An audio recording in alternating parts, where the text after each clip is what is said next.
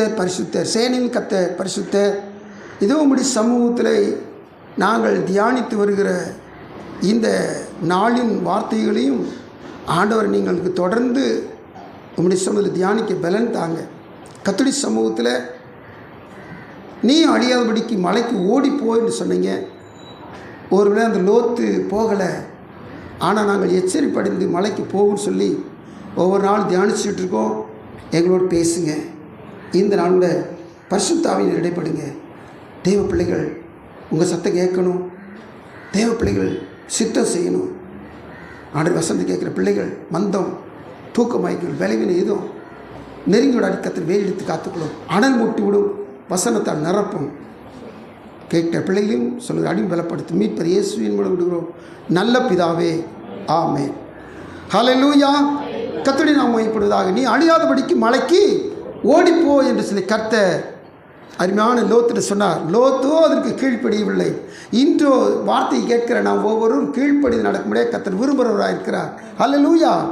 தேவனுடைய சமூகத்தில் கண்மலையை குறித்தும் ஓரேப் மலையை குறித்தும் தேவனுடைய சமூகத்தில் கண்டுபிடிச்சு தியானிக்கிற நாம் இந்த நாட்டில் நம்ம எல்லாருக்கும் நல்லா தெரியும். என்ன மலை?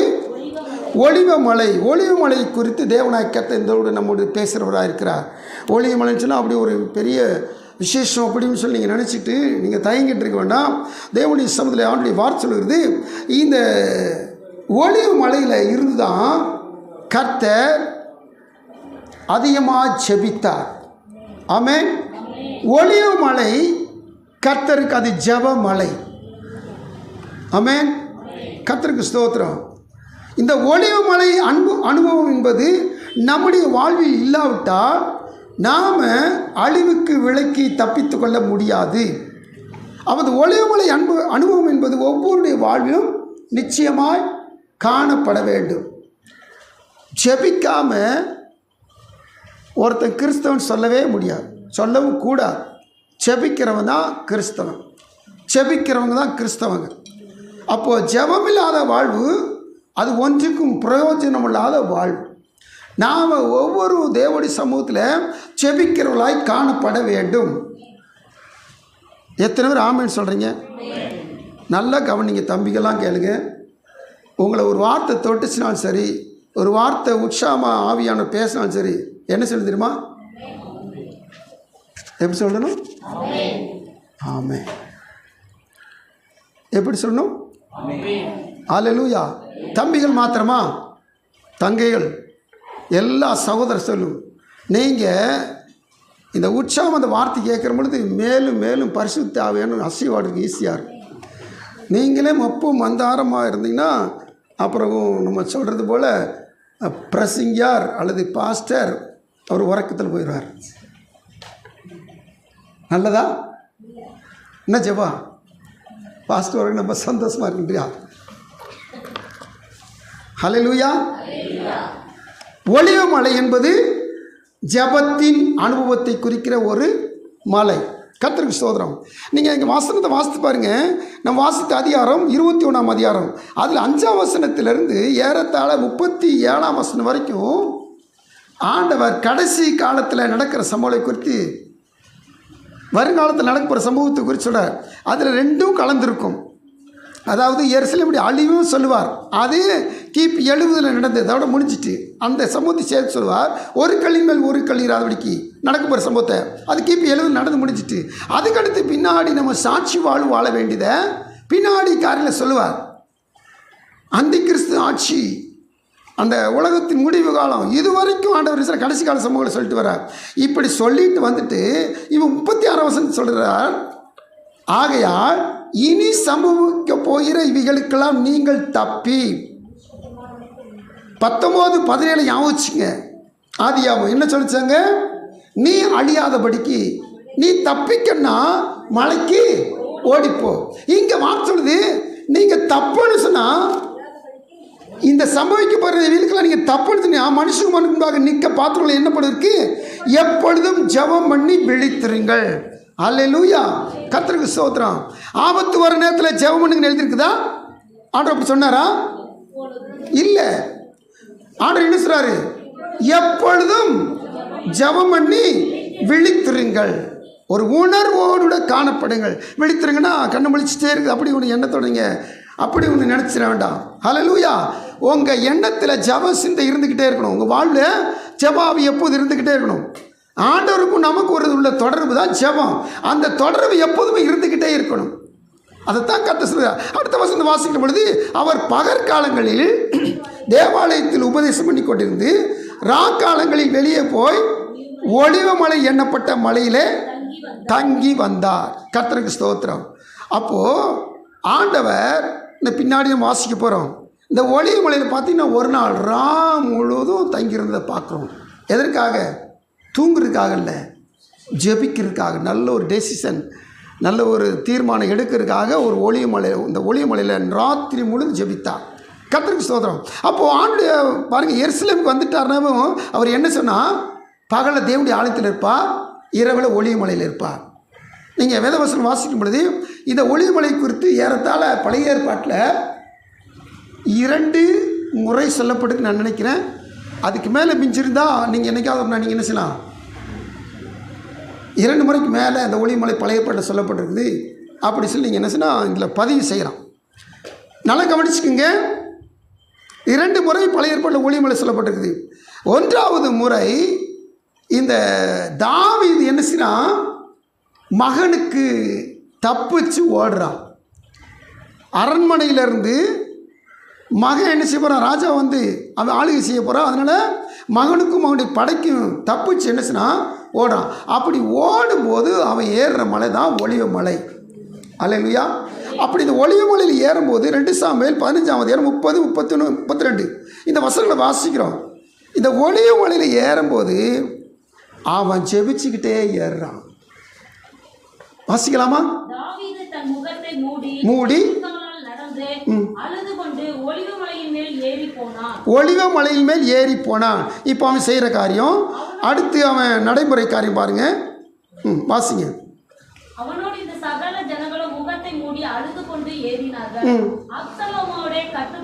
அப்சலோமோட கட்டுப்பாடு பண்ணி இருந்தவர்கள் ஒருத்தன் அகித்தோப்பேல்.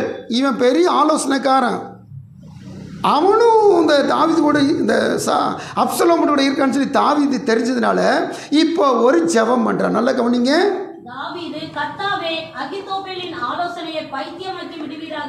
கர்த்தருக்கு ஸ்தோத்திரம். ஒரு வித்தியாசமான ஜெபமா இருக்கா? ஹல்லேலூயா. மாமனார், பொண்ணு கொடுத்த மாமனார் கொல்ல வந்தான்.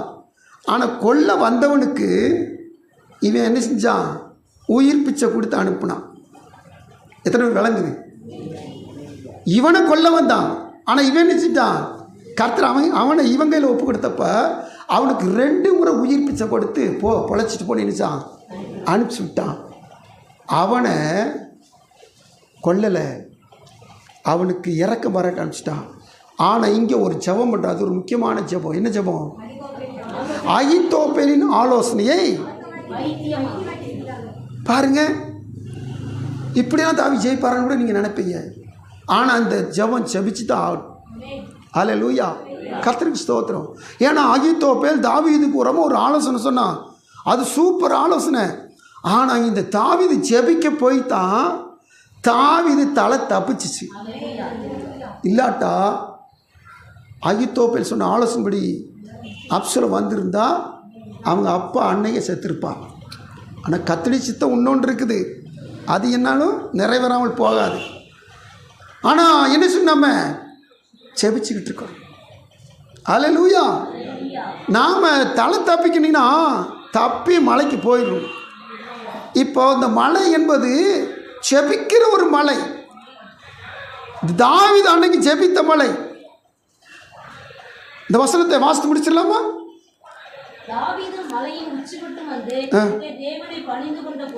அந்த வார்த்தையோடு நிப்பாட்டுங்க.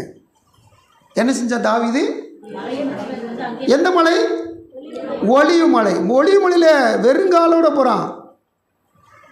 கர்த்தருக்கு பார்த்தீங்கன்னா அநேக இடத்துல ஓரை மலையில் கூட ஆண்டவர் மோசடி என்ன சொன்னார், உன் காலில் இருக்கிறத ரிமூவ், கலட்டு, இது பரிசுத்த பூமி. இந்த தாவீது கூட தெய்வாதீனமாக செருப்பாடாமல் போனான்னு தெரியல. ஆனால் ஏறும்போது செருப்புலாம் ஏறுறான், ஜெபிச்சுக்கிட்டே ஏறுறான். அல்லேலூயா. தேவ காத்திரு தேவ பிள்ளைகள், இது ஒரு ஜெபமலை. இந்த இடத்துல ஒளிமலை சொல்லப்படுகிறது. இந்த இடத்துல ஜெபிக்கவும் செய்கிறான். அதுக்கடுத்து மலை உச்சிக்கு போன பிற்பாடு அங்கே என்ன செய்கிறான்னா, பணிந்து கொண்டான், தொழுது கொண்டான் அல்லது ஆராதித்தான், தேவனை மகிமைப்படுத்தினான். இத்தனை சொற்களை நான் உள்ள பயன்படுத்துகிறேன். அப்போ ஆண்டுடைய பிள்ளைகள், இந்த ஒளிமலையை பற்றி இன்றைக்கி நீங்கள் தெரிஞ்சுக்கிட்டீங்கன்னா, இது ஒரு ஜெபிக்கிற மலை, இது பணிந்து கொள்கிற ஒரு மலை, இது ஆராதிக்கிற ஒரு இடமாகிய மலை. ஆமென். இந்த அனுபவத்துக்குள்ளே நாம் வந்துட்டோம்னா நிச்சயமாக அழிவுக்கு விலக்கி மீட்டு காக்கப்படுவோம். ஒரே ஒரு ஆமென். கவனிக்கிறீங்களா? ஜெபம் மோசத்திற்கு பலமாக இருக்கணும். ஆமென். Very good. கர்த்தருக்கு ஸ்தோத்திரம். தேவசன காத்திருக்கு தேவ நல்லா கவனிச்சு பாருங்க. அழிவுக்கு நீங்களாக்கி காக்கப்படணும். நாம் எதுக்கு ஏசுநாதரை கும்பிட்டுட்டு அழிச்சு போகணும்? ஏசுநாதருக்காக ஓடிட்டு நம்ம எதுக்கு பாதாளத்துக்கு போகணும்? அழிந்து போகக்கூடாது. ஆனால் சொன்ன ஒருவனு கெட்டு போது பிதாவுடைய சித்தம், அழிந்து போது பிதாவுடைய சித்தம் அல்ல. நல்லா தெளிவாக இருங்க. அப்போது அழியாதவனுக்கு மலைக்கு ஓடி போன்னு சொல்லி ஆண்டு சொன்னார். இன்றைக்கி இந்த ஒளிய மலைக்கு ஏன் போனீங்கன்னா, ஒளிய மலைக்கு போனால் அங்கே ஜெபிக்கலாம். அது ஒரு ஜெபமலை. ஏன்னா தாவீது அந்த நாள் ஜெபிச்சார். அதனால அடுத்து இந்த ஒளிய மலை இயேசுநாதர் காலத்தில் ஜெபமலையாகவே இது பயன்படுத்தப்பட்டது. நீங்கள் வெளிப்படுத்தின 4 சுவிசேஷங்களிலும் இயேசுநாதர் இந்த ஒளிய மலைக்கு போன காரியத்தை சொல்லப்பட்டிருக்குது, சம்பவங்கள் பதிவு செய்யப்பட்டிருக்குது. இந்த 4 சுவிசேஷத்திலும் இயேசுநாதர் பஸ்காவை, கடைசி பஸ்காவை ஆசரித்து அவர் ஒளிய மலைக்கு போனார் என்பதை நம்ம மத்தேயு 26:30, மார்க் 14:26, லூக்கா 22:39 இன்னுமாய் யோவான் எழுந்த சுவிசேஷம் 18:1 முதல் 6 வரை இந்த 4 சம்பவங்களும் ஒரே சம்பவம் தான். ஆனால் ஒவ்வொரு காரியத்திலும் ஒவ்வொரு காரியத்தை பதிவு செய்யப்பட்டிருக்கு. நம்ம பார்க்கலாம். என்ன அப்படின்னு சொல்லி கேட்டிங்கன்னா, ஆண்டவர் இயேசு இப்போ பஸ்கா முடிச்சிட்டார். முடிச்சுட்டு அவர் நேராக எங்கே போனார்னு சொன்னீங்கன்னா, ஒளிய மலைக்கு போனார். அல்லேலூயா. கர்த்தருக்கு ஸ்தோத்திரம். இந்த ஒளிய மலைக்கு போகிற காரியத்தை 22:39 லூக்காவில் வாசிக்கிற பொழுது இந்த ஒரு வார்த்தையை கவனிங்க. வழக்கத்தின்படியே. போதும். வழக்கத்தின்படியே. எதுக்கு வழக்கம்னா, ஒளிய மலைக்குனாவே இங்கே ஜெபம் பண்ண போகிறான்னு அர்த்தம். திரும்பி தமிழ் சொல்லுங்க. என்ன படி போனாரா? வழக்கத்தின்படியே போனார். அப்போ ஜெபம் என்பது நமக்கு ஒரு வாழ்க்கையில் எப்படி இருக்கணும்? பழக்க வழக்கம்னு சொல்லுவாங்கல்ல, நம்முடைய வாழ்வு வழக்கமாக இருக்கும். அல்லேலூயா. ஸ்தோத்திரம். என்ன ஒரு காரியமா, ஸ்கூல் திறக்க போகிறாங்க, ஜெபம் பண்ணு வாயா, இன்னைக்கு எக்ஸாம் போகிற வா ஜெபம் பண்ணு. இல்லை, நித்தமும் ஜெபம் பண்ணிட்டு போங்க. ஜெபத்தை ஒரு வழக்கமாக வச்சுருங்க. ஸ்கூலுக்கு போகும்போதெல்லாம் ஜெபம், ஸ்கூல் விட்டு வந்த பொழுதுலாம் ஜெபம், படுக்கைக்கு போகும்போதெல்லாம் ஜெபம், படுக்கை விட்டு எழுந்த மாத்திரம் ஜெபம். ஜெபத்தை என்ன செய்ய ஒரு வழக்கமாக வச்சுக்கொள்ளுங்க. அல்லேலூயா. உங்கள் வாழ்வில் ஒருத்தரும் உங்களை அசைக்க முடியாது, எதுவும் உங்களை அசைச்சிடாது. ஏன்னா அழியாதபடிக்கு ஜெபமலைக்கு நீங்கள் வந்திருக்கிறீங்க. அதனால் ஒருத்தரும் உங்களை என்ன செய்ய சேதப்படுத்த முடியாது. அல்லேலூயா. அப்போ தேவசோனை காத்திருக்க தேவ பிள்ளைகள் இந்த காரியத்தை நல்லா கவனிச்சு பாருங்கள். வழக்கத்தின்படியே போனார். அப்போ ஜெபம் என்பது அவர் அந்த ஒளிய மலையில் போய் எப்போவுமே ஜெபிக்கிற ஒரு வழக்கம் இருந்துச்சு. இப்போது அப்படியே நம்ம யோவான் சுவிசேஷத்துக்கு வருவோம், 18ஆம் அதிகாரத்துக்கு வருவோம். அப்படி வருகிற பொழுது அங்கே 1ஆம் வசனத்திலிருந்து வாசிக்கிறோம்.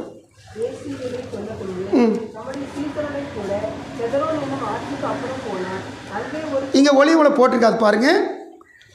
கெதரோன் என்னும் ஆற்றுக்கு அப்புறமான மத்தேயு, மார்க்கு, லூக்கா அந்த 3 சுவிசேஷத்தை ஒளிய மலைக்கு போனான்னு போட்டிருக்கோம். இந்த யோவான் எழுதும்போது அந்த குறிப்பிட்ட இடத்தை எழுதுகிறார். என்ன இடம் அது? தோட்டம். அதுதான் கெத்செமனே தோட்டம் என்று சொல்லுவோம். அல்லேலூயா. அப்போது நீங்கள் இதில் கண்டுபிடிக்கணும். ஒவ்வொரு இதில் ஒரு ஒளிய மலை பதிவு செய்யப்படும், இன்னொன்று இன்னொரு இதில் தோட்டம் போட்டிருக்குது. அப்போ ரெண்டையும் சேர்த்து நீங்கள் இணைச்சி பார்க்கும்போது ஒளிய மலையில் போனால் அங்கே ஒரு அருமையான ஒரு தோட்டம் இருக்கும். அல்லேலூயா. நம்ம வாசிச்சோன்னா ஒரு பூங்கா. அந்த ஒரு பூங்காவில் இவர் போய் ஒரு இடத்துல என்ன செய்யணும்? எப்போவுமே ஜெபிப்பார். கர்த்தருக்கு ஸ்தோத்திரம். அப்போ வழக்கத்தின்படியே ஒளிமலைக்கு போவார். அங்கே ஒரு தோட்டத்தில் என்ன செய்வானா, இந்த மலையில் ஒரு தோட்டம் இருந்துச்சு, அந்த தோட்டத்தில் ஜெபிப்பார். அப்போ ஆண்டுடைய சபையில் தேவனுடைய பிள்ளைகள் இப்போது பஸ்கா முடிச்சுட்டு ஆண்டவர் போய் செஞ்ச காரியம், ஒரு ஜெபத்துக்காக 12 சீடர்களையும் 1 - 11 சீடர்களையும் கர்த்தர் கூட்டு போகிறார். கூட்டு போகிறப்ப இந்த 11ல் 3 மட்டும் வச்சுட்டு பாக்கி 8 ஒரு இடத்துல நினைச்சானா நிப்பாட்டுறார். அடுத்து 3 கூட்டு போய் அந்த ஒரு இடத்துல ஒரு நிப்பாட்டுறார். அதுக்கடுத்து இவர் மட்டும் தனித்து ஒரு இடத்துக்கு போகிறார். ஒரே தோட்டத்துக்குள்ள 3 இடம் செப்பரேட் ஆகுது, பிரிவாகுது. 3வது இடத்துல போய் அவர் ஜெபிக்கிறார். அப்படி ஜெபிக்கிற பொழுது தேவதூதன் ஒருவன் தோன்றி அவனை தேற்றான். அவர் தேற்றான். அதுக்கடுத்து இரத்த வேர்வை சிந்தி ஜெபிக்கிறார். அதுக்கடுத்து பார்த்தீங்கன்னா அவருடைய முழு ஜெபத்தினுடைய சாராம்சம் யார் சொல்லுவா? பிதாவின் சித்தம் நிறைவேற மட்டும்தான் ஜெபிச்சார். அல்லேலூயா. கர்த்தருக்கு ஸ்தோத்திரம். நீங்கள் எந்த ஒரு காரியத்துக்கும் உங்கள் சுயத்தை நிறைவேற்றவே கூடாது, உங்கள் மாம்சத்துக்கு இடம் கொடுக்கவே கூடாது. அநேகர் அவங்கள செலக்ட் பண்ணிட்டு ஆண்டவரை இது உங்கள் சித்தமாக இருந்தால் கொடுங்க அப்படிவாங்க. அநேகர் எல்லாம் ரெடி பண்ணிவிட்டு வசனத்தை உள்ளே கொண்டு திணிச்சிருவாங்க. இந்த காரியம் கர்த்தரால் வந்தது. கர்த்தருக்கு ஸ்தோத்திரம். இவங்க இஷ்டத்துக்கு அவங்களாம் பார்த்துட்டு அவங்களாம் ரெடி பண்ணிக்கிடுவாங்க. அல்லேலூயா. எல்லாவற்றிலும் தேவ சித்தம், பிதாவின் சித்தம் நிறைவேறும்படி நம்ம வாழ்வு நடக்கணும். ஆமென். நீங்கள் படிக்க போனாலும் சரி, நீங்கள் ஒரு காலேஜ் செலக்ட் பண்ணாலும் சரி, நீங்கள் ஒரு கோர்ஸ் செலக்ட் பண்ணாலும் சரி, நீங்கள் ஒரு ஜாப் செலக்ட் பண்ணாலும் சரி, எல்லாத்துக்குமே தேவனுடைய சபையில் ஜெபித்து அதுக்கடை செலக்ட் பண்ணணும். ஆமென். அப்போ தேவ சபையில் நல்லா கவனிச்சு பாருங்கள். இப்போ இந்த லூக்கா எழுதின சுவிசேஷத்தில் நம்ம வாசித்த 22ஆம் அதிகாரத்தில் 39 வாசிக்கிற பொழுது அங்கு பிதாவின் சித்தத்தை நிறைவேற்றும்படியாகவே இவர் என்ன செய்யறனா தேவ சபையில் ஜெபத்தை ஏறெடுக்கிறார். அடுத்தபடியாக நம்ம வாசிக்கிற வசனத்தில் ஆண்டுடைய பிள்ளைகள், நான் திரும்பி சொல்கிறேன், நாம் தினந்தோறும் ஜெபிக்கிறோம். அதுக்கடுத்து நம்ம வாழ்க்கையில் ஒரு முக்கியமான ஒரு தீர்மானம் செய்ய போகிறோம், முக்கியமான ஒரு காரியத்தை செய்ய போகிறோம். வாழ்க்கையில் ஒரே முறை நடக்கிறது திருமணம். நல்ல ஒரு வேலையில் சேர்ந்து அந்த வேலை 58 வயசு, இன்றைக்கி 60 வயசு வரைக்கும் இந்த வேலை. இப்படி ஒரு நிரந்தரமான ஒரு காரியத்தை செய்ய போகிறோம்னா அந்த காரியத்துக்காக நாம் என்ன சொன்னால் ஏசுனாரை ஃபாலோ பண்ணுறவங்க நம்ம என்ன சொன்னால் கண்டிப்பாக ஒரு ராத்திரியை அதற்காக ஒதுக்கணும். அல்லேலூயா. ஏன் அப்படி சொன்னால் வேதம் நமக்கு சொல்லி தரதுனால ஒரு ராத்திரி பொழுதை நம்முடைய லைஃபுக்கு பிரயோஜனமாக, வாழ்வு முழு லைஃபுக்கு பிரயோஜனமாக இருக்கிற ஒரு காரியத்தை நம்ம செலக்ட் பண்ணுற போது அந்த செலக்டிங் நேரத்தில் கண்டிப்பாக ஒரு இரவை ஒதுக்கணும். அது இரவில் உங்களுக்கு எப்போ உறங்குறீங்களோ தெரியாது. ஆனால் அந்த உறக்கம் வர்றதுக்கு முன்னாடி அந்த இரவை இருந்துச்சுன்னா கர்த்தர் ஜெபத்திலே பயன்படுத்த வேண்டும். கர்த்தருக்கு ஸ்தோத்திரம். இப்போ லூக்கா எழுதின சுவிசேஷத்தில் 6ஆம் அதிகாரத்தில் தான் இதுக்கான நம்ம ஒரு பதிலை பெற்றுக்கொள்கிறோம். 6:12 முதல் வாசிங்க.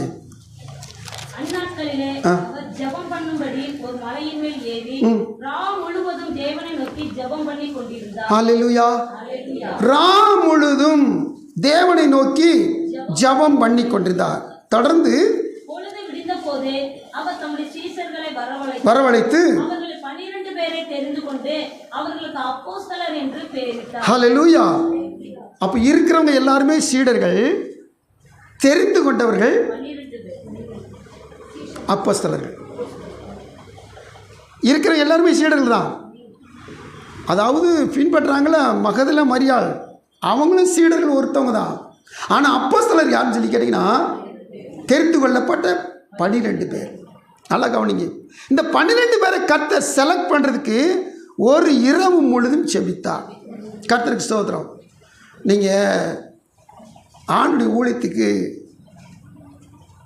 இன்றைக்கி உலகம் முழுதும் 12ல் 1 - 11 ப்ளஸ் இன்னொன்று தேர்ந்தெடுத்தாங்க. அவங்க எப்படி ஊழி செஞ்சு தெரியாது. ஆனால் அதற்கு பதில் பவுலை சேர்த்துக்கிட்டாங்க. பவுல் இந்த 12வது நபர் கூட இணையாக அவர் ஊழி செஞ்சார், அதுக்கு மேலாக ஊழி செஞ்சார். அல்லேலூயா. நல்லா கவனிச்சு பாருங்க. இதை 12 பேரை வச்சு கர்த்தர் உலகத்தை கலக்கினார், கலக்கி கொண்டிருக்கிறார், இன்னமும் கலக்க போகிறார். ஏன்னா இந்த 12 பேர் தான் 4 திசையிலும் 8 திக்குகளிலும் கடந்து சென்று சுவிசேஷங்களை முழங்கினார்கள். அவர்களுக்கு கீழே வந்த சீடர்கள் தான், அவர்கள் ஏற்படுத்தின சீடர்கள் தான் இன்னைக்கு உலகத்தில் அநேகர் இருக்கிறார்கள். அதில் ஒரு கூட்டம் தான் நாம. ஆமே. இந்த கூட்டம் இன்னைக்கு இதோடு ஸ்தம்பித்து நின்று போய்விடுவது அல்ல. இந்த கூட்டம், இங்கே இருக்கிற கூட்டமும் உலகத்துக்குள்ளே புறப்பட்டு சென்று அநேகரை கிறிஸ்துவர்களாக சீடராய் மாற்றப் போகிறது. அல்லேலூயா. மாற்ற போகிறோம், மாற்றுவோம், மாற்ற வேண்டும். இதற்கு ஜெப ஆவி ஊற்றப்பட வேண்டும். ஜெப மலைக்கு, ஒளி மலைக்கு வந்தே ஆகணும், வேற வழியே கிடையாது. அல்லேலூயா. ஒவ்வொரு கிறிஸ்தவனும் ஜெபிச்சு ஆகணும். நான் அவங்களுக்கு திரும்ப சொல்கிறேன், இந்த 6 மணிலேருந்து 9 மணி வரைக்கும் நம்ம முழு இரவு ஜெபம் வைக்காமல் முன்னிரவு ஜெபம் வச்சுருக்கிறோம். கண்டிப்பாக கலந்து கொள்ளுங்க. அல்லேலூயா. இதோ நம்ம தொடங்கின ஜெபத்தை நம்ம நடத்துருக்கான்னு அப்படி சொல்லலை. உங்கள் வாழ்வில் நீங்கள் தனிப்பட்ட முறையில் உங்கள் ரூமில் உட்காந்து ஜெபிக்கிறீங்க, எவ்வளோ நேரம் ஜெபிப்பீங்க அல்லது உறங்குவீங்களோ தெரியாது. ஆனால் ஒரு டெசிஷன், ஒரு முக்கியமான ஒரு தீர்மானம் எடுக்கணுங்கன்னா நீங்கள் கண்டிப்பாக ஒரு இரவை கர்த்தருடைய சமூகத்தில் பயன்படுத்துங்க. ஒரு சாமத்தையாவது, 4 சாமம் ஒரு இரவுக்கு உண்டு, ஒரு சாமத்தையாவது நிச்சயங்க தேவனுடைய சமூகத்தில் பயன்படுத்துங்க. நிச்சயமாக உங்கள் வாழ்வில் பெரிய ஆசை உண்டு. ஆண்டவரேவும் 12 பேரை தேர்ந்தெடுக்கிற ஒரு இரவை பயன்படுத்துகிறான்னுச்சுன்னா நாம் கண்டிப்பாக ஒரு இரவை பயன்படுத்தி ஜெபத்தில் நேரத்தை செலவழிக்க வேண்டியது அவசியமாக இருக்கிறது. ஹல்லேலூயா. இப்போ பாருங்கள், 12 பேரை தேர்ந்தெடுத்தார். இந்த 12 பேரை தான் ஆண்டவர் நினைச்சானா எல்லா இடத்துக்கும் அனுப்பிச்சார். ஆமே. இவங்க போகிற இடத்துல ஊழியத்தை செஞ்சுட்டு வர்றாங்க. சாத்தான் மின்னலை போல வானத்திலிருந்து தப்புன்னு விடுறான். அல்லேலூயா. காரணம் என்ன? அதிகாரத்தை பெற்றுக்கொண்டு கடந்து சென்றார். இவர் இரவு ஜெபித்த ஜெபத்திற்கு இப்போ சீடர்களாக இருந்தவர்கள் அப்போஸ்தலர் மாறி அப்போஸ்தலர்கள் இயேசுவை போல செயல்பட துவங்கி விட்டார்கள். அதுக்கடுத்து ஆண்டு இயேசுவே இந்த பூமியில் சரித்திர நாட்டில் அவர் சொன்னார், என்னை விசுவாசிக்கிறவன் நான் செய்த காரியங்களை தானும் செய்வான், இவைகளை பார்க்கிலும் அதிகமாக செய்வான்னு சொன்னார். அல்லேலூயா. ஸ்தோத்திரம். ஆண்டவர் இயேசு 3 பேரை உயிரோடு எழுப்பினா, விக்கல்ஸ்வர்த் அவர் என்பவர் 16 பேரை உயிரோடு எழுப்பியிருக்கிறார். அல்லேலூயா. இன்னைக்கு வரைக்கும் தேவனாய்க்கு அந்த வல்லமையை அநேகர் கொடுத்து கொண்டு வருகிறார். ஆமே. தேவைப்படுற இடத்துல கண்டிப்பாக கர்த்தர் வல்லமையை, அற்புதத்தை வெளிப்படுத்த அவர் நல்ல ஒரு வல்லவர், போதுமானவருமாக இருக்கிறார். ஆமேன். கர்த்தர் சொல்கிறோம். அப்போ பாருங்கள், இப்போது உங்களுக்குள்ள ஒரு சந்தேகம் வரும். என்ன சந்தேகம்னா, ஆண்டவர் இரவு முழு ஜெபிச்சார்ல, அப்போ அவர் செலக்ட் பண்ணுறது 12மே நினச்சிருக்கணும், முத்தாக இருந்திருக்கணும்ல, ஏன் அதில் ஒரு சூத்தையாக போயிட்டு அப்படி சொல்லி நினைப்பீங்க. ஆனால் அந்த சூத்தை தான் தேவ சித்தத்துக்கு சரியான காரியம் செய்தது. எத்தனை பேர் விளங்குது? ஏசுனர் காட்டி கொடுக்குறதுக்கு ஒத்த வேணும்ல, அதுக்காகவே அவனை செலக்ட் பண்ணார். அல்லேலூயா. அவன் பணம் ஆசை பிடிச்சுன்னு அவருக்கு நல்லா தெரியும். அவன் பணத்தை எப்பவுமே சுமந்துக்கிட்டு அவருக்கு நல்லா தெரியும். பணத்துக்காக நீ எதை வேணாலும் செய்வான். ஒரு நாள் பணத்துக்காண்டி என்னையும் காட்டி கொடுப்பான், அவருக்கு நல்லா தெரியும். ஆனால் அவனும் தேவை. அல்லேலூயா. இந்த 11 பேரும் உலகம் முழுவதும் கடந்து சென்று தேவ சித்தம் செய்யணும். இந்த 12வது ஆள் நீ காட்டி கொடுத்து என்னுடைய ரத்தம் பாவிகளுக்காக சிந்தப்பட இவன் காரணமாக இருக்கான். காரியம் நல்லா விளங்கி கொள்ளுங்க, தவறாக விளங்கி கொள்ளாதீங்க. அல்லேலூயா. உங்கள் வாழ்வில் ஜெபிச்சு ஜெபிச்சு ஜெபிச்சு நீங்கள் சொல்லுவீங்க, நல்லதே நடக்க மாட்டது அப்படின்னு நினைப்பீங்க. ஆனால் நடந்தது எல்லாவற்றிலும் நீங்கள் யோசித்து பாருங்கள், நன்மையை தான் கர்த்தர் கொண்டு வந்திருக்கிறார். பாஸ்டர் ஏதோ பேசுகிறாரு அப்படின்னு நினைக்காதீங்க. நீங்கள் வீட்டில் போய் உங்கள் வாழ்க்கையில் நடந்த ஒவ்வொரு காரியத்திலும் நீங்கள் யோசித்து பாருங்கள். உங்கள் குடும்பத்தில் நடந்த சம்பவங்களை யோசித்து பாருங்கள். ஒரு இம்மி கூட உங்களுக்கு அவர் தீமை செய்யவே இல்லை. ஆனால் நீங்கள் நினைக்கிறீங்க, இது ஏன் நடந்துச்சு, இது எப்படி நடந்துச்சு, இது நடக்கக்கூடாது அப்படின்னு நினைக்கிறீங்க. ஆனால் நடந்தது அனைத்தும் உங்கள் வாழ்வில் கர்த்தர் நன்மையாகத்தான் மாற்ற வல்லவராக இருக்கிறார். அப்போ நன்மை கிடையாது, ஆனால் நன்மைக்கு ஏதுவாய் அவர் நடத்த வல்லவராக இருக்கிறார். ஏனென்றால் ரோமர் 8 நம்ம வாசிக்கிறோம், அன்றையும் அப்படி தீர்மானத்தில் அழைக்கப்பட்டவங்களா சத்தமா நன்மைக்கு ஏதுவாகவே. அல்லேலூயா. தேவ சமூகத்தில் காத்திருக்க தேவ பிள்ளைகளே, ஒன்றும் ஒரு நாள் உங்களுக்கு தீமை செய்யவே இல்லை ஆண்டவர். ஏதோ ஒரு நன்மை செஞ்சிருக்கிறார். நீங்கள் இது தீமை நினச்சிக்கிட்டு இருக்கீங்க. நோ, அவர் நடத்தின பாதையில் உங்கள் விருப்பத்தின்படி நீங்கள் கேட்டு அது நடந்துக்கு தான் நீங்கள் வாழ்நாளெல்லாம் தாங்க முடியாத தொல்லையாக இருக்கும். ஆனால் நீங்கள் நினைக்கிற தீமை நடந்துருச்சு நினைக்கிறீங்க, அந்த தீமையில் பெரிய நன்மை செஞ்சுருக்கிறார். சரி, அடுத்தபடியாக தேவசம் நம்ம பார்க்கிற காரியம், ஆண்டுடைய சமூகத்தில் ஆண்டவராய் தெய்வம் எந்த ஒரு தீர்மானம் எந்த ஒரு காரியம் செஞ்சாலும் அவர் ஜெபத்தோடு செய்கிறவர். எனவே இந்த ஜெபமலையாகிய ஒளி மலைக்கு நாம் கண்டிப்பாக என்ன செய்யணும், போகணும். இந்த போன பிற்பாடு தான் இந்த ஜெபமலைக்கு அடுத்து தான் கொல்கதா மலைக்கு நமக்கு வாசல் திறக்கும். சொல்லுங்க, ஒளிவு மலைக்கு அடுத்து தான் கொல்கதா மலைக்கு போக முடியும். கொல்கதா மலைன்னா என்ன? கபாலஸ்தலம், மண்டை ஓட்டு தலம், சிலுவையில் அறையப்பட்ட மலை. இந்த மலைக்கு போனால் தான் உலக மனுக்குலத்தினுடைய முழு மனுக்குலத்தினுடைய ரட்சிப்பு நிறைவேறும். ஆமென். இதற்கு வாசலை திறந்தது இந்த ஜெபமலை தான். அப்போ இந்த ஜெபமலைக்கு போகாமல் கொல்கதா மலைக்கு போக முடியாது. இந்த மலைக்கு போய் தான் இந்த மலையில் தான் வந்து 12வது நபர் காட்டி கொடுத்தான். முத்தத்தினாலே இயேசுவை காட்டி கொடுத்தான். இப்போ எல்லோரும் பிடிச்சிட்டு போகிறாங்க. முதல் ரத்தம் அங்கே கெத்செமனே தோட்டத்திலே என்ன செஞ்சுன்னா வேர்வை துளிகளாய் ரத்தம் செஞ்சிச்சு. இப்போது பிலாத்து அரண்மனையில் போய் வாரினால் அடிக்கிறதும் கட்டுறதும் மில்லாரினால் அடிக்கிறதும் ரத்தம் சிந்தப்படுகிறது. இப்போ சிலுவை சுமந்து கொண்டு போகப்படுது, ரத்தம் சிந்தப்படுகிறது. இப்போ சிலுவை சுமந்து போனவரை அவர் சுமந்து சிலுவையை என்ன செஞ்சிட்டாங்கன்னா இவரை வச்சு அரைஞ்சி ஆணிகளால் குத்தி தொங்கின பிற்பாடு இங்கே இருக்கும்போது தலையில் முள்முடி சூட்டி அங்கே தொங்கின பிற்பாடு உயிர் போகிற தருவாயில் உயிர் போன பிற்பாடு விழாவிலையும் குத்தி இப்படி பல விதத்திலும் ஒரு துளி ரத்தம் கூட சரீரத்தில் இல்லாதபடிக்கு அவரை என்ன செய்ய அவ்வளவு கொடுமைப்படுத்தி மரணத்துக்குள்ளாய் அவர்கள் அனுப்பினார்கள். இந்த ஒவ்வொரு துளி ரத்தமும் ஒவ்வொரு கோடி ஜனனுடைய ரட்சிப்புக்காகவே சிந்தப்பட்டது. ஸ்தோத்திரம். அப்போ தேவ காத்திருக்க தேவ பிள்ளைகள், இந்த ஒளிவு மலை என்பது கர்த்தர் இந்த உலக மனுக்குலத்தின் ரட்சிப்புக்காக இரத்த சிந்துவிடற்கு ஆயத்தமாக செபிக்கிற ஒரு ஜெப மலை. ஆமென். கர்த்தருக்கு ஸ்தோத்திரம். ஆண்டு சமத்தில் குறித்த நேரத்தில் நம்ம தேவ சமத்தில் ஜெபித்து பிடிக்க போகிறோம். இந்த ஜெபமலை என்பது சில நேரத்தில் நம்மை பாடுகளின் வழியாய் கொண்டு போயிடுது, உபத்திரவத்தின் வழியாய் கொண்டு போயிடுது. ஒரு நாளில் உபத்திரப்பட்ட பிற்பாடு நம்ம சொல்லுவோம்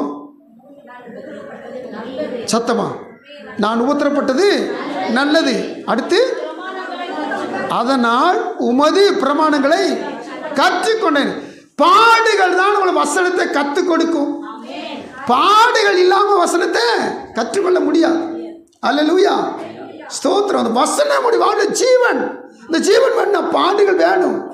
இந்த பாடுகள் தான் நான் பரலோகம் கிடைக்கும். ஸ்தோத்திரம்.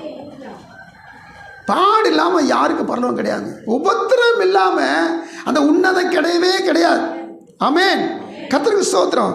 இப்போ தேவ சமூகத்தில் இந்த ஜெபமலையில் கர்த்தர்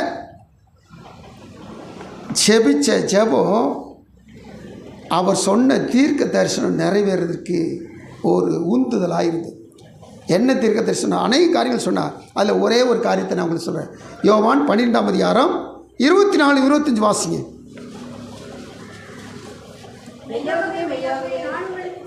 சொல்லுகிறேன், ஒரு கோதுமை மணி நிலத்தில் விழுந்து சாகாட்டா அது சிங்கிளாக இருக்கும், அது செத்ததே ஆகில் ரொம்ப மிகுதியான பலனை கொடுக்கும். ஆமென். ஒரு கோதுமை என்ன செய்யணும்? நிலத்தில் விழுகணும், அது மேலே மழை பெய்யணும், அதுக்கடுத்து அந்த கோதுமை மணி என்ன செஞ்சிடும்? விளைய ஆரம்பிச்சிடும், பயிராகும், பயிர் கதிர்விடும். கதிர்விட்டால் ஒரு கதிரில் 30, 60, 100. இது ஒரு கோதுமை மணி முளைச்சி வரும்போது பக்கச்சிம்பு வேறு முளைச்சி வரும். விவசாயம் செஞ்சவங்களுக்கு தெரியும். ஒரு கோதுமைனா ஒரு கதிர் மட்டும் நேரம் வந்து நேரம் விட்டுறாது. அது பக்கத்துலேயும் பக்கத்தில் என்ன செய்யணும்? கோதுமை பக்கத்தில் பயிர் விடும். அப்போ ஒரு கோதுமையில் முங்கிட்டு 3 நாள் வரும். அப்போது ஒரு கதிரில் 90 மணி 100 மணி 90 மணி 60 மணி 30 மணி. அப்போ இன்னொரு பக்கத்தில் கதிர் இன்னொரு பக்கத்தில் இருக்குது. அப்போது ஒரு கோதுமைக்குள்ளேயும் எத்தனை மணிகள் இருக்கும்? ஏறத்தாழ ஒரு 60, ஆவரேஜ் 60 வச்சுங்க. 5 கதிர் இருந்துச்சுன்னா ஐயோ டக்குன்னு சொல்லுங்களேன், 300 மணிகள் இருக்கும். அப்போ ஒரு மணி இப்போ 300 மணியாய் மாறுது. 300 மணிகள். அல்லேலூயா. அப்போது ஒரு தோட்டம் முழுக்க விதைச்சிருக்கிற கோதுமையில் எத்தனை மணி ஆகும்? இன்னைக்கு வேத வசனம் சொல்லுகிறது, கோதுமை மணி தனித்திருந்தால் அது ஒரு பிரயோஜனம் கிடையாது. அது செத்துச்சுன்னா மீத பண்ணும். இது எப்போ? ஆண்டவர் இயேசு ஒளிமலையில் ஜெபிச்சுட்டு இந்த தீர்க்க தரிசனத்தை நிறைவேறும்படியாக இப்போ கொள்கதா மலைக்கு தன்னை ஒப்பு கொடுத்து போகிறார். அங்கே போய் தன் மரணத்தை ஏற்றுக்கொள்கிறார். அங்கு அவர் ஒருவர் ஜீவனை கொடுத்ததுனால, மரணத்தை ஏற்றுக்கொண்டதுனால இன்னைக்கு உலகம் முழுவதும் எல்லோருக்கும் ரட்சிப்பு ஈவாய் கிடைத்தது. ஆமென். கர்த்தருக்கு ஸ்தோத்திரம். ஏன்னா அவர் பழைய ஏற்பாட்டில் சொன்னார், ரத்தம் சிந்துதல் இல்லாமல் பாவ மன்னிப்பு இல்லை. அப்போ ரத்தம் சிந்தினா தான் பாவ மன்னிப்பு. கர்த்தருக்கு ஸ்தோத்திரம். ஆடு மாடு புறா இளங்காளை கிடாரி இவருடைய ரத்தம் பழைய ஏற்பாட்டில் பாவத்தை மூடிச்சு. இந்த இயேசு கிறிஸ்து ரத்தம் பாவத்தை சுத்திகரித்தது. அல்லேலூயா. மன்னித்தது, சுத்திகரிச்சிருச்சு. அதனால இந்த இயேசு கிறிஸ்து ரத்தத்துக்காக தான் எல்லாரும் எதிர்பார்த்துருந்தாங்க. ஆனால் இன்னும் இந்த யூதர் கூட்டம் இயேசுனார் வந்த பரம்பரை இன்னும் ஏற்றுக்கொள்ளவே இல்லை. ஏன்னா பவுல் சொன்னார், இந்த உபத்திரவ காலத்து வரைக்கும் அவங்களுக்கு ஒரு கூட்டத்துக்கு இருதயம் கடினமாக இருக்கும். அந்த உபத்திரவ காலத்தில் மீதி இருக்கிற எல்லா யூதரும் என்ன செய்யப்படுவாங்க? ரட்சிக்கப்படுவாங்க. இன்ன வரைக்கும் பாருங்கள், யூதர்கள் அவிசுவாசிகள் இருக்காங்க, நாத்திகர்கள் இருக்காங்க, அங்கே பொல்லாத பாவம் செய்கிற பெரிய கூட்டம் இருக்குது. பயங்கரமாக பக்தி வைராக்கியத்தில் இருக்கிற நியாயப்பிரமாணத்தை கடைபிடிக்கிற ஒரு கூட்டம் இருக்குது. ஆனாலும் ரட்சிக்கப்படுகிற கூட்டம் யூதர் ரொம்ப கம்மியாக இருக்கு. அல்லேலூயா. கர்த்தருக்கு ஸ்தோத்திரம். அப்போது தேவசனம் கவனித்து பாருங்கள். இந்த தேவசனத்தில் ஜெபிக்கிற மலையை குறித்து நம்ம பார்க்கிற பொழுது, இந்த மலை கர்த்தராய் தேவன் பூமியில் வாழ்ந்து அவர் மரித்து அடக்கம் பண்ணப்பட்டு 3 நாள் உயிரோடு எழுந்து 40 நாள் பூமியில் இருக்கிற தன்னுடைய பரிசுத்தவான், தன்னுடைய விசுவாசிகளுக்கு, சீடர்களுக்கு, அப்போஸ்தலர்களுக்கு, தன்னோடு நெருங்கினவர்களுக்கு எல்லாருக்குமே 40 நாள் செஞ்சதுன்னா தரிசனமானார். 40ஆம் நாள் அவர் நினைச்சுன்னா எடுத்துக்கொள்ளப்பட்டார். எங்கே வச்சு? ஒளிமலையில் வச்சு. எந்த இடத்துல வாசிக்கிறோம்? அப்போஸ்தலர் 1ஆம் அதிகாரம் 12ஆம் வசனம் வாசிங்க.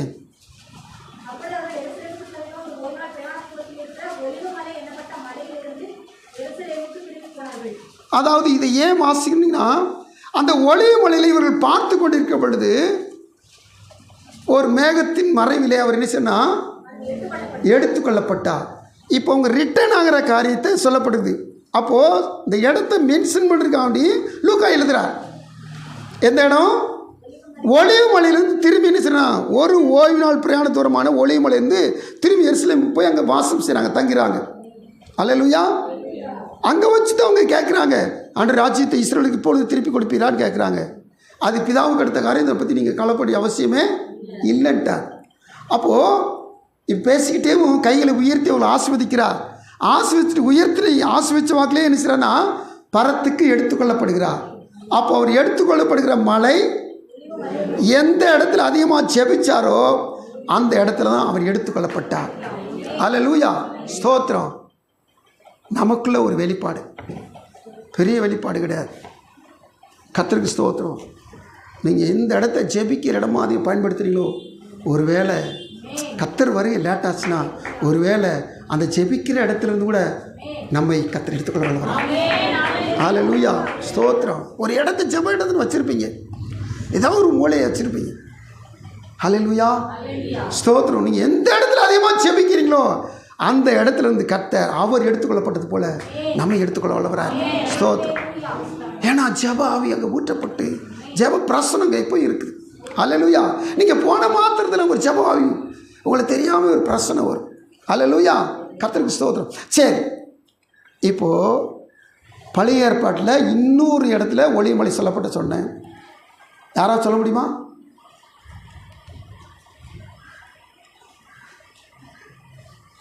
எடுத்துக்கொள்ளப்பட்டாலும் அவர் என்ன செய்வார்? குழு கொடுக்குறேன். மேலே போயிருக்காரு அப்படின்னா என்ன செய்யணும்? திருப்பி வருவார். எங்கே வருவார்? பழைய ஏற்பாட்டை சொல்லி வெளிப்படுத்தின விஷயம் சொல்லிக்கிட்டு. அல்லேலூயா, ஸ்தோத்திரம். சகரியா 14:4 எல்லாரும் எடுத்துக்கங்க. என்ன போட்டிருக்குது? அந்நாளிலே அவருடைய பாதங்கள்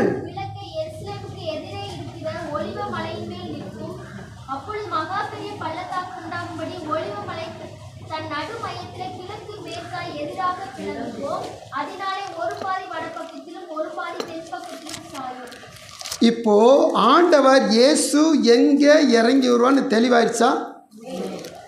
எங்கே இறங்கி வருவாரா? ஒளிவ மலைக்கு. அந்த மலை மேலே அவருடைய பாதம் வந்து என்ன செய்யும்? அவருடைய பாதங்கள் கிழக்கு எருசலேமுக்கு எதிரே இருக்கிற ஒளிவ மலை மேல் நிற்கும். இந்த தாவீது ஜெபிச்ச இடம் ஒரு நாள் ஜெபிச்சானா, அதுக்கடுத்து அடைமுறை ஜெபிச்சானே தெரியல.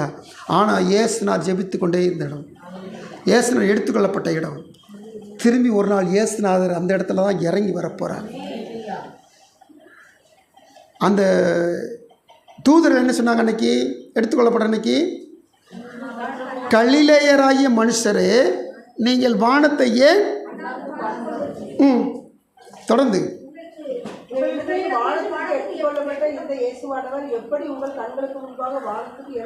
எழுந்தருளி போனாரோ?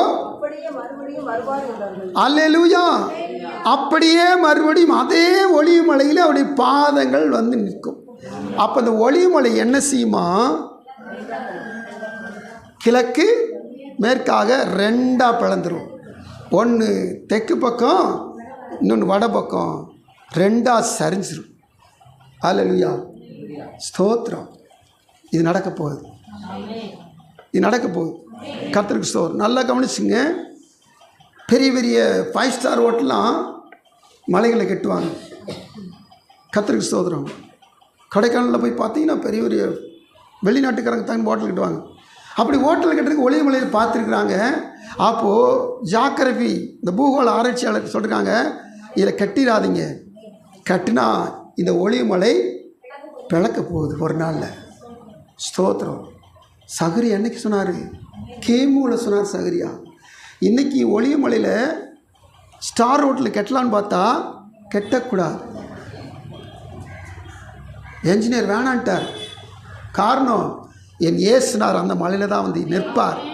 அவர் நின்று மாத்திரத்தில் இந்த மலை தெற்கு வடக்க 2 பிளந்து கிழக்குலேருந்து மேற்கு பெரிய பிளவு உண்டாகும்.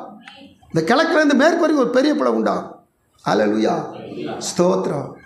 இந்த ஜெபமலையின் அனுபவத்தில் இருந்தோம்னா ஒரே ஒரு ரகசியம், தேவ சமூகத்தில் 1 தேசம் 4 சொல்லப்பட்ட வார்த்தையின்படி அவர் இறங்கும் முன்பதாகவே, பகிரங்கமாக இந்த பூமியில் இறங்கும் முன்பதாகவே ரகசியமாக அவருடைய திருச்சபையை அவரோடு இணைத்துக் கொள்வார். கவனிங்க, அவரோடு இணைத்துக் கொள்வார். இப்போது மத்திய ஆகாயத்தில் 7 வருஷம் அவரோடு இணைந்திருப்போம். இந்த 7 வருஷம் பூமியில் மகா கொடுமைகள் நடக்கும். அவன் ஒரு பக்கம் கொடுமை நடத்துவான், அப்புறம் தேவனே ஒரு பக்கம் பயங்கரங்களை நடத்துவார். 2 கொடுமையிலும் ஜனங்கள் படாத பாடுபடும். இதில் சபை பூமியில் இருக்கார். அப்புறம் 7 வருஷம் முடிவில் அவரோடு நாமும் அதே ஒளிவு மலைக்கு இறங்கினோம். அல்லேலூயா, சந்தோஷமாக இருக்கலாம். சந்தோஷத்தோட முழங்கால் போடுவோம். அன்பின் பரலோக பிதாவே கோடி ஸ்தோத்திரப்பா. மைமின் ராஜனே, மாறிட நல்ல நேசரே, இந்த வேலை தேவ சமூகத்தில் தாழ்த்தி ஒப்படைக்கிறோம். ஆண்டரே, நாங்கள் அழியாதபடிக்கு மலைக்கு ஓடிப்போன்னு சொல்லி நீங்கள் வார்த்தை சொன்னீங்க. கண்மலைக்கு ஓடிப்போனால் அங்கே ஒரு பாதுகாப்பு உண்டு. அவர் மேலே கட்டப்படுற அனுபவத்தில் வரலாம். ஓரே மலைக்கு போனால் பயந்து போனவர்களை அங்கே ஆண்டரை பலப்படுத்தி அவங்கள தலைவனாக மீட்பனாக ஆளுகை சீரலாக அதிகாரப்படுத்தி அனுப்புனீங்க. ஆண்டவரே ஸ்தோத்திரப்பா. இந்த நாளில் ஒளிவுமலை அனுபவத்துக்கு வந்து நாங்கள் செபிக்கிறதாக நாங்கள் ஒவ்வொரு உருவாக வேண்டும் என்பது தேவனுடைய சித்தமாக இருக்கிற நாங்கள் ஒவ்வொரு செபிக்க வேண்டும் என்பதை என்னால் உணர்த்தி காட்டுறீங்க. ஆண்டு எந்த இடம் ஜெபிச்ச இடமோ அந்த இடத்துல தான் மரணத்துக்கான வாசல் திறந்தது. ஒருவேளை கொள்கையாக்கு போனாலும் தேவனுடைய சித்தம் நிறைவேறி ஆண்டவரை நீங்கள் உயிரோடு எழுந்து இதே ஒளிவு மலையில் நீங்கள் பரத்துக்கு எடுத்துக்கொள்ளப்பட்டீங்க. அதே ஒளிவு மலையில் ஒரு நாள் வரப்போகிறீங்க. நீங்கள் எடுத்துக்கொள்ளப்பட்டது போல் எங்களையும் ஒரு நாள் எடுத்துக்கிட்டு எங்களை திரும்பியுமா ஒளிமலையில் கொண்டு வந்து நீங்கள் உங்களோடு சேர்ந்து கொண்டு வர போகிறீங்க. ஆண்டவரே கோடி ஸ்தோத்திரப்பா. ஜெபமலையின் ஜெப அனுபவத்தை, ஒளிமலையின் ஜெப அனுபவத்தை எங்கள் ஒவ்வொருக்கு தந்து நிரப்பி அனுப்புங்க ஆண்டவரே. ஸ்தோத்திரம் ஸ்தோத்திரம் ஸ்தோத்திரம். ஆண்டவரே ஒருவர் கூட இந்த வார்த்தையை அசட்டையா இல்லாதபடிக்கு இந்த வார்த்தையை திரும்பி திரும்பி கூட கேட்டு இந்த வார்த்தையின்படி ஜெபாவி ஊற்றப்பட்டு நாங்கள் உம்மோடு இணைந்து கொள்ள உதவி செஞ்சாக இதில் ஒப்பு கொடுக்குறோம். வந்த பிள்ளைகளை ஆசுவீங்க, வார்த்தை கேட்ட பிள்ளை ஆசுவீங்க, என்னையும் எங்களையும் தாழ்த்தி ஒப்படைக்கிறோம். சமான சௌக்கியத்தை நிரப்பி அனுப்புங்க. மகிமையின் ராஜ இன்ப ரட்சகர் இயேசு கிறிஸ்துவின் நாமத்தில் ஜெபங்கள் நல்ல பிதாவே, ஆமென்.